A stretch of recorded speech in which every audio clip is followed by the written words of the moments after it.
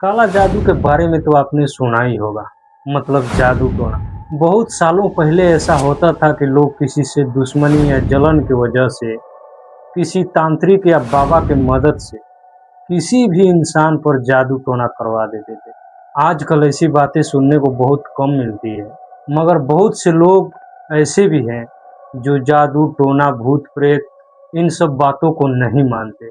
और जो लोग मानते हैं वो आपको दो चार एग्जाम्पल भी दे देंगे। हर गांव में दो चार बुजुर्ग ऐसे जरूर आपको मिलेंगे जो किसी न किसी भूत से जरूर लड़े रहते हैं, या फिर कोई प्रेत आकर उनसे तंबाकू या बीड़ी जरूर मांगे रहता है। इस बात में कितनी सच्चाई है ये तो मैं नहीं जानता, लेकिन बुजुर्गों से ऐसा सुनने को अक्सर मिलता है और शायद आपने भी सुना होगा। और अगर काला जादू टोना का शिकार कोई हो गया तो उसकी ज़िंदगी मौत से भी बदतर हो जाती है। अगर किसी इंसान की खुशहाल ज़िंदगी अचानक एक ऐसी अनदेखी ताकत के साए में आ जाए जिससे ना डॉक्टर समझ पाए, ना बड़े बड़े साधक उसका हल निकाल पाए, तो सोचो उसकी ज़िंदगी कितनी बदतर होगी और उसके परिवार पर क्या बीतता होगा। आज की कहानी ऐसे ही रहस्य से पर्दा उठाती है। सच क्या है और रहस्य क्या है, इसका फैसला हम आप पर छोड़ते हैं। तो आइए कहानी शुरू करते हैं। ये कहानी है बिहार की। राघव जो अपनी पत्नी नेहा, माता पिता और एक छोटी बहन पूजा के साथ रहता था। राघव बहुत मेहनती लड़का था और वो कुछ ही वर्षों में अपनी छोटी सी दुकान को बहुत बड़ा बिजनेस बना लिया था। राघव अपने गांव का मेहनती और खुददार लड़कों में से एक था, जिसका प्रशंसा पूरा गांव करता था। लेकिन उसकी तरक्की से हर कोई खुश नहीं था। राघव का ये छोटा सा परिवार बहुत खुशहाल परिवार था। बहुत प्रेम था एक दूसरे के प्रति। लेकिन इस खुशहाल परिवार को किसी अपने की ही बहुत बुरी नजर लग गई और इस पूरे परिवार की जिंदगी मौत से भी बदतर हो गई। कैसे और किसके वजह से, हम जानेंगे कहानी में आगे। आप बने रहिए हमारे साथ आखिरी तक। यह कहानी बहुत दिलचस्प है मगर थोड़ा डरावना हो सकता है, तो दिल थाम कर देखिए और सुनिए इस कहानी को। पसंद आए तो लाइक जरूर कीजिएगा। राघव की जिंदगी शुरुआत में बहुत सामान्य थी। सुबह खेत, दोपहर दुकान, शाम को परिवार। उसका परिवार ही उसका पूरा दुनिया था। और जहाँ पूरा गांव राघव को पसंद करता था, वहाँ एक व्यक्ति ऐसा भी था जो राघव से सिर्फ जलता ही नहीं था बल्कि बहुत नफरत भी करता था, और वो था महेंद्र। महेंद्र और राघव पहले बहुत अच्छे दोस्त थे, लेकिन एक जमीनी विवाद की वजह से दोनों में दुश्मनी हो गई। पहले ये दोनों जितने अच्छे दोस्त थे, अब उतना ही खतरनाक दुश्मनी है। महेंद्र को लेकर राघव के मन में उतना कुछ ये नहीं था, लेकिन महेंद्र मन ही मन में कसम खा चुका था, मेरा दोस्त राघव अगर मेरा नहीं हो सका तो मैं उसकी पूरी जिंदगी बर्बाद कर दूंगा। और महेंद्र की इस जिद ने राघव और उसके पूरे परिवार का जिंदगी तहस नहस कर दी। मौत से भी बदतर। क्या कोई दोस्त इतना नीच हो सकता है? ये सब मैं बताऊंगा कहानी में आगे। पहले ये देखते हैं महेंद्र कैसे और क्या करता है अपने दोस्त राघव के साथ। महेंद्र पहले से ही एक शैतान तांत्रिक के बारे में सुना था और उसे जानता भी था। फिर एक रात महेंद्र गांव से बहुत दूर जंगल के अंदर एक खंडहर मंदिर में पहुंचा। वहां एक अजीब आदमी बैठा था और वो था शैतान तांत्रिक। उसके पूरे शरीर पर राख लगी हुई थी और हाथ में इंसानी खोपड़ी था। उसने महेंद्र को देखते ही कहा, जिस काम के लिए तू आया है उसकी कीमत बहुत बड़ी होगी। महेंद्र बोला, मुझे सिर्फ इतना चाहिए कि राघव जिंदा तो रहे और हर पल मौत की भीख मांगता रहे। ये अजीब सा देखने वाला आदमी बहुत खतरनाक तांत्रिक, बहुत सी शैतानी ताकतें भी उसके साथ थी। वो महेंद्र को देखते ही समझ गया था कि ये किस लिए यहाँ आया है और कौन से इरादे से आया है और क्या चाहता है। और कुछ अनजानी भाषा में मंत्र जैसा बुदबुदाया और बोला, आज और अभी से उसके घर में अंधेरा ही अंधेरा होगा। उसका और उसके परिवार का जीवन डर के साए में गुजरेगा, जैसा तू चाहता था। उस समय राघव अपने घर गहरी नींद में सो रहा था। अचानक उसकी आंख खुली। उसे लगा उसके बिस्तर के नीचे कोई धीरे धीरे सांस ले रहा है। राघव झुक कर देखने ही वाला था कि आवाज एकदम से बंद हो गई। उसने सोचा शायद वहम होगा, लेकिन उसी रात सुबह के 4 बजे घर के सभी लोगों की नींद एक साथ खुल गई। क्यों? क्योंकि पूरा घर महक उठा था। अगरबत्ती जैसा नहीं, बल्कि सड़ी हुई किसी चीज की भयानक बदबू से पूरा घर भर गया था। माँ ने सोचा कोई जानवर मर गया होगा, लेकिन पूरा घर छानने के बाद भी कुछ नहीं मिला। और फिर अगली रात राघव ने पहली बार कुछ देखा।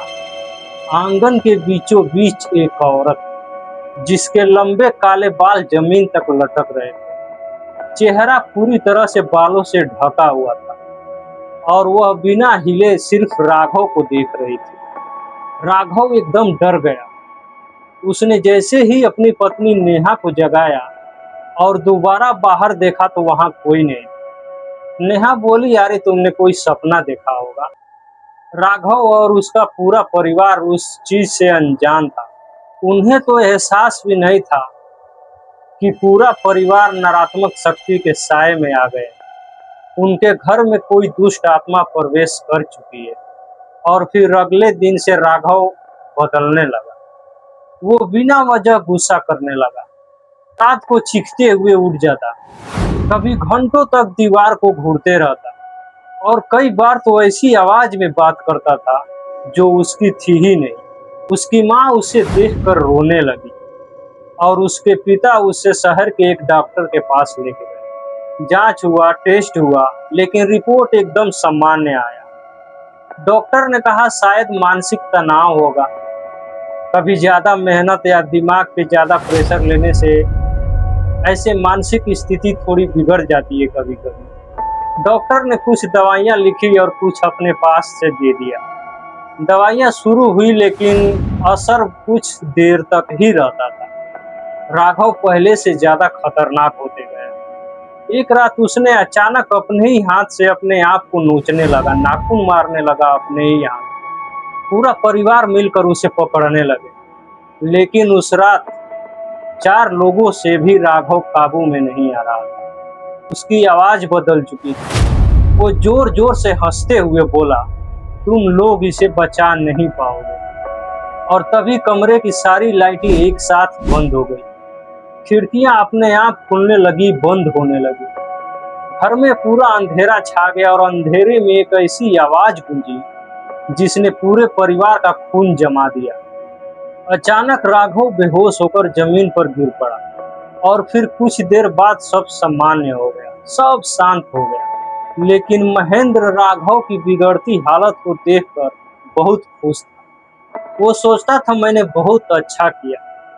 और इधर राघव के परिवार को लगता था कि शायद राघव को कोई मानसिक बीमारी हो गई है, इसलिए अजीब हरकतें कर रहा है। राघव की बिगड़ती हालत के बारे में धीरे धीरे पूरा गांव में चर्चा होने लगा। फिर अगली सुबह राघव को शहर के सबसे बड़े अस्पताल में ले जाया गया। डॉक्टरों ने कई दिनों तक उसकी जांच की, ब्लड टेस्ट, दिमाग का स्कैन, दिल का जांच, बहुत सारे टेस्ट किए, बहुत सारे जांच किए, लेकिन रिजल्ट एक ही था, सब कुछ सामान्य था। रिपोर्ट में कोई बीमारी नहीं दिख रही थी। एक डॉक्टर मन में सोच रहा था, इतने सारे जांच हुए, कोई बीमारी तो नहीं दिखा, फिर भी इसकी हालत और मानसिक स्थिति बिगड़ती जा रही है। फिर भी राघव की हालत देखते हुए दवाइयां दी गई। कुछ देर तक राघव शांत रहता, फिर अचानक उसकी आंखों का रंग बदल जाता था। वह कमरे के एक कोने को घूरते हुए धीरे से कहा, वो फिर आ गई है। नेहा कांपते हुए पूछती है, कौन कौन आ गई है? राघव बिना पलक झपकाए बोला, वही वही जो मेरे सिरहाने हर रात खड़ी रहती है। उसकी बात सुनकर कमरे में सन्नाटा छा गया। राघव के सारे रिपोर्ट नॉर्मल थे, तो उसे डिस्चार्ज कर दिया गया, घर चले गए। कुछ दवाइयां साथ में दी गई। दिन बीतते गए, राघव दिन पर दिन खाना कम खाने लगा। धीरे धीरे उसका शरीर कमजोर हो रहा था। लेकिन अजीब बात ये थी कि जब भी उसे रोकने की कोशिश की जाती, उसमें इतनी ताकत आ जाती कि 4-5 लोग मिलकर उसको संभाल नहीं पाते। एक रात घर के मंदिर में रखा दीपक अपने आप बुझ गया। दीवार पर टंगी भगवान की तस्वीर नीचे गिरी। राघव की माँ के आंखों से आंसू बहने लगे। उन्होंने हाथ जोड़कर कहा, हे प्रभु, मेरे बेटे की रक्षा करना। उसी समय राघव ने दूसरी आवाज में हंसते हुए कहा, अब कोई इसकी रक्षा नहीं कर सकता। ये आवाज बिल्कुल राघव की नहीं थी। नेहा डर कर पीछे हट गई। अब पूरे परिवार को एहसास हो गया था कि राघव को कोई मानसिक बीमारी नहीं है। गांव के लोगों तक ये बात पहुंच गई। कई लोग तरह तरह की बातें करने लगे। किसी ने कहा किसी की बुरी नजर लगी है, किसी ने कहा शायद किसी ने काला जादू करवाया है, लेकिन कोई भी निश्चित रूप से कुछ नहीं जानता था। आखिरकार गांव के बुजुर्गों ने सलाह दी, किसी जानकार बाबा को दिखाओ। जहां दवा काम नहीं आती, वहां दुआ काम करती है। परिवार ने डॉक्टरों के साथ साथ धार्मिक और आध्यात्मिक मदद लेने का फैसला किया। एरिया का एक मशहूर तांत्रिक आया। उसने कुछ समय तक राघव को देखा और कहा मामला बहुत गंभीर है, और अपना अनुष्ठान शुरू किया। शुरुआत में सब शांत रहा, फिर अचानक कमरे का तापमान एकदम से ठंडा हो गया। दीपक की लौ कांपने लगी। राघव ने आंखें खोली और तांत्रिक के तरफ देखकर मुस्कुराया, फिर बोला, तुम कुछ नहीं कर पाओगे। इतना सुनते ही तांत्रिक का होश उड़ गया। कुछ ही देर बाद उसने अनुष्ठान रोक दिया। जाते समय उसने सिर्फ इतना कहा, इस मामले में मैं आगे कुछ नहीं कर सकता। अब इस तांत्रिक ने ऐसा क्यों कहा?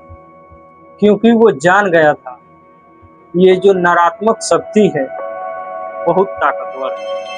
अब अगर और जबरदस्ती किया तो इसका भी बचना मुश्किल होगा।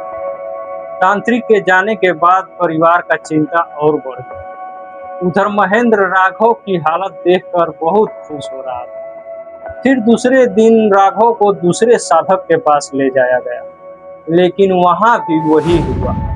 जैसे ही साधक ने राघव के बारे में ध्यान लगाना शुरू किया, उसने अचानक ध्यान लगाना बंद कर दिया और आंखें खोल दी। फिर कहा, इसका नाम राघव नहीं है। ये बात राघव ने खुद कहा कि इसका नाम राघव नहीं है। इतना सुन के सब चौंक गए। साधक ने पूछा, फिर इसका नाम क्या है?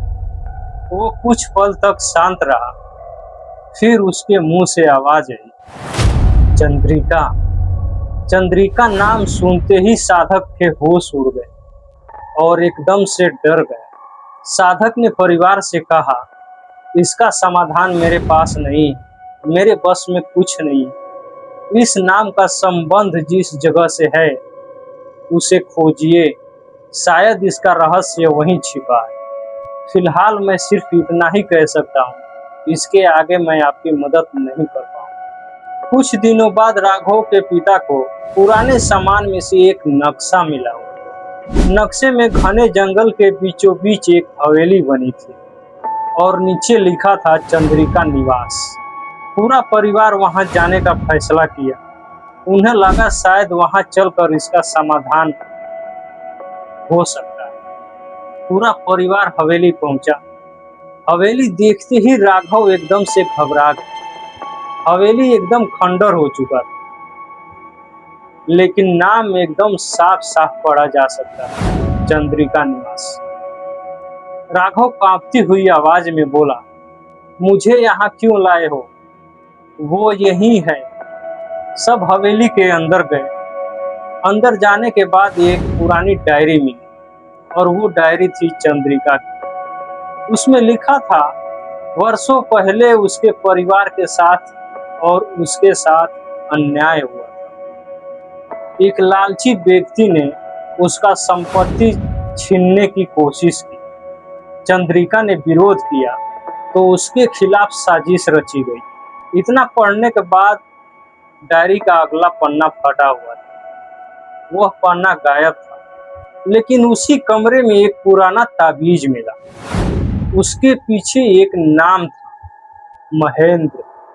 महेंद्र नाम देखते ही राघव के पिता के पैरों तले जमीन खिसक गई। जब सबने महेंद्र का नाम देखा तो सब यही सोच रहे थे, क्या ये वही महेंद्र है जो बरसों पहले राघव का दोस्त हुआ करता था।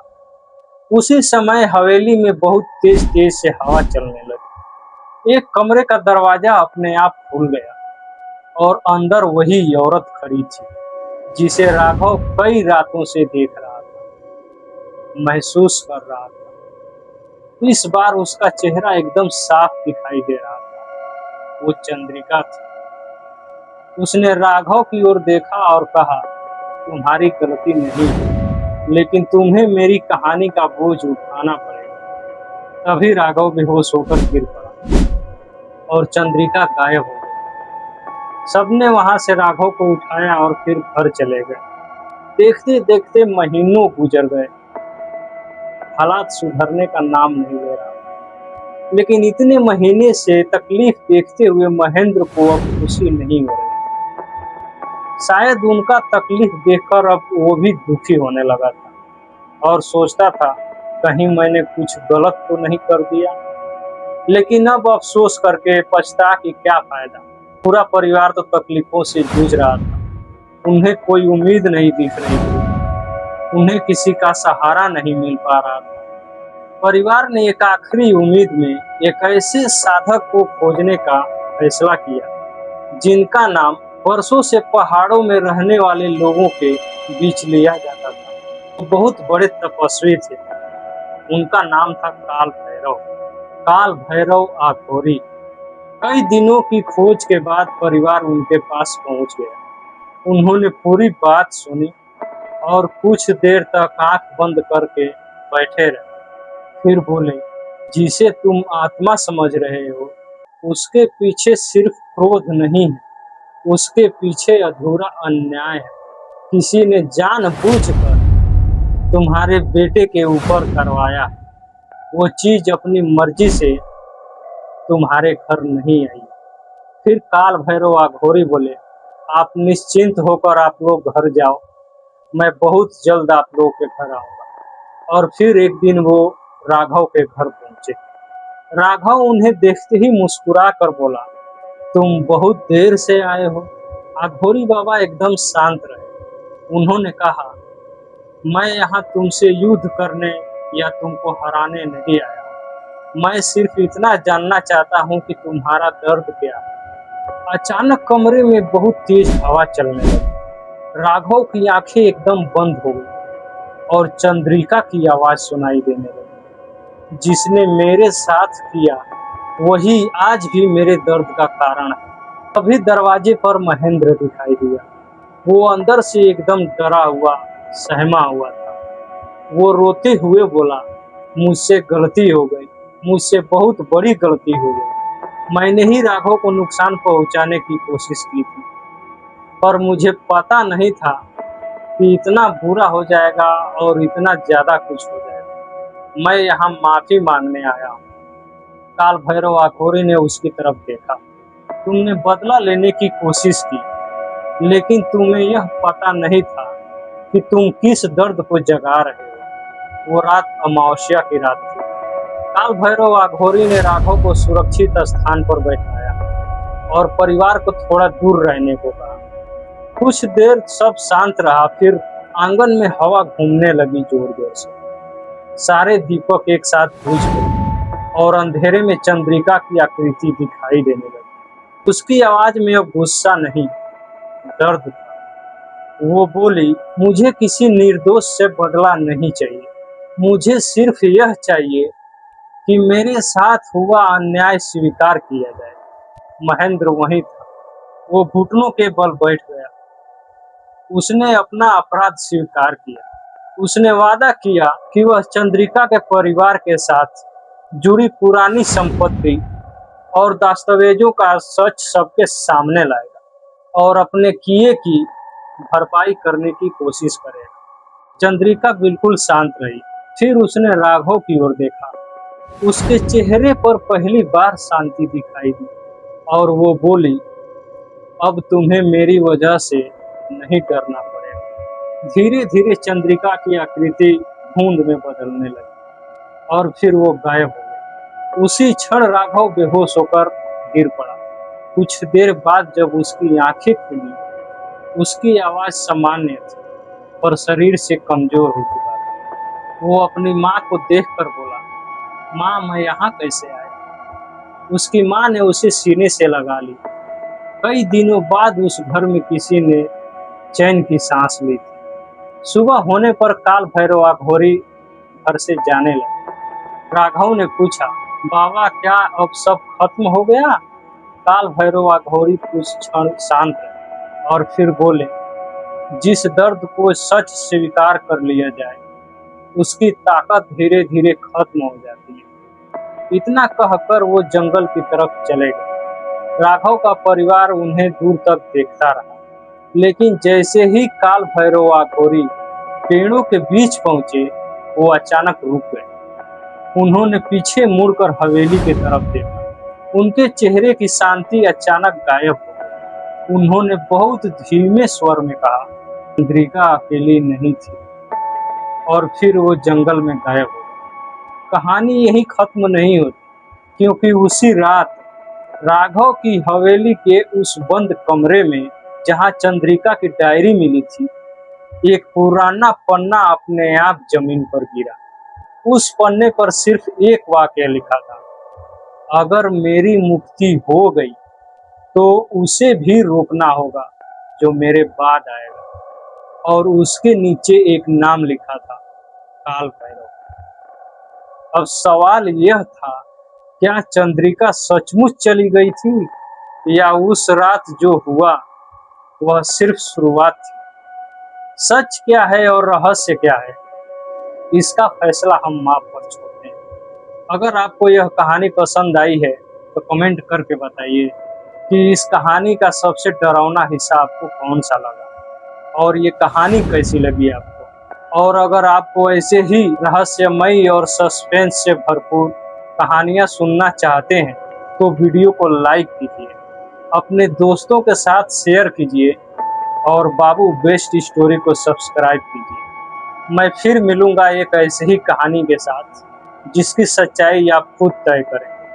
अगर आपके साथ या फिर आपके गांव में किसी के साथ कुछ कहानियां, कुछ किस्से होंगे तो आप मेरे साथ शेयर कर सकते हैं। मैं उस कहानी को नरेट करूंगा। आप मुझे कमेंट कर देना, मैं ईमेल आईडी दे दूंगा ताकि आप मुझे अपना किस्सा कहानी बता सकते हैं और वो कहानी मैं लोगों तक पहुंचाऊंगा। नमस्कार दोस्तों, अपना और अपने परिवार का ख्याल रखिए। मिलते हैं अगले वीडियो में।